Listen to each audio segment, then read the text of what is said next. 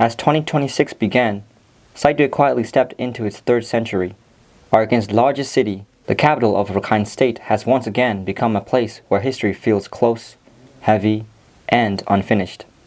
On January 12th, Sittwe is not only marking its 20th anniversary, it is also in northern Arakan, the last remaining stronghold of Myanmar's military council and its state administration. Beyond checkpoints and naval patrols, the sound of war is drawing closer. The Arakan Army's offensives have steadily advanced toward the regional operations command headquarters based in the city. In this moment, Sittwe has become the most strategically important location for both sides and the symbolic heart of Arakan's future.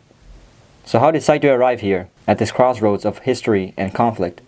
What paths did it take across 2 centuries? How did it survive World War and Civil War, storms and riots, booms and collapse? And what kind of city is Sittwe today? This is a walk through those questions. 200 years ago, Sittwe was barely a dot on the map. Before British rule, during the era of Arakan kings, it was little more than a small fishing village at the mouth of the Galadan River, where fresh and saltwater meet the Bay of Bengal. The royal capital at the time lay inland in Rau, the old capital now known for its temples and ruins. Local accounts say the name Sittwe came from Sittwe, a resting place where Arakanese naval forces once anchored and camped. Over time, the name evolved. It stuck. Everything changed in 1826. After the First Anglo-Burmese War, the defeated Gongbang King Bajido signed the Treaty of Yandabo, ceding Arakan and Tendai to British. Colonial administrators initially attempted to govern Arakan from Rau, but it did not last. The city was too far inland and too disconnected from the sea. So the British moved. They chose Sittwe Island, flat land, open water, converging rivers, and direct coastal access. From Mizen Ward, the town began to take shape under British officials such as Charles Peyton and Thomas Dickinson, alongside Arakanese figures including Prince Xueben, Dewayan Ojoshui, and town leader Ojozan. The British called the city Akyab, a name whose origins remain debated. Some link it to geography, others to a sacred pagoda west of the city. Arakanese people, however, never stopped calling it Sittwe. Slowly, the fishing village grew into a town, and then into Arakan's most important city. Sittwe is different from most of Arakan. It is flat, open, and low-lying, sitting only above 15 feet above sea level. There are no mountain ranges here, only rivers, creeks, and the sea. By 1953, the city's population stood at just over 42,000. By the 2014 census, it had grown to nearly 148,000. Military Council records published in 2023 claimed Sittwe's township population had surpassed 500,000, spread across 32 wards and more than 23,000 households. People came because life here was possible. Rainfall was generous, the land was workable, fisheries thrived, waterways connected Sittwe to almost every corner of Arakan. Communities of Arakanese, Rakhine, Muslims, Maramagi, Gaman, Hindus, Bamars, Chins, and Khmers made the city their home. Buddhism was dominant, but Islam, Christianity, and Hinduism were long part of the city's rhythm. During the colonial era, Sittwe flourished. By the 1830s, rice from across Arakan flowed through Sittwe's port to India, China, and even Europe. Tens of thousands of tons were exported annually, earning the city an international reputation as a rice capital. Roads were built, schools opened. In 1846, the British established a government school, introducing formal education beyond monasteries and producing a generation of Arakanese intellectuals. By 1874, municipal administration was introduced and investment poured into urban development.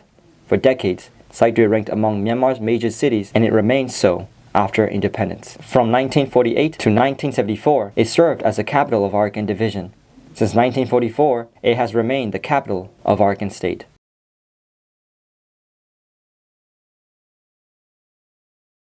But Sittwe's history has never been a gentle one.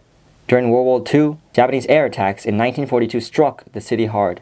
Bombs damaged ports, factories, roads, homes, and government buildings.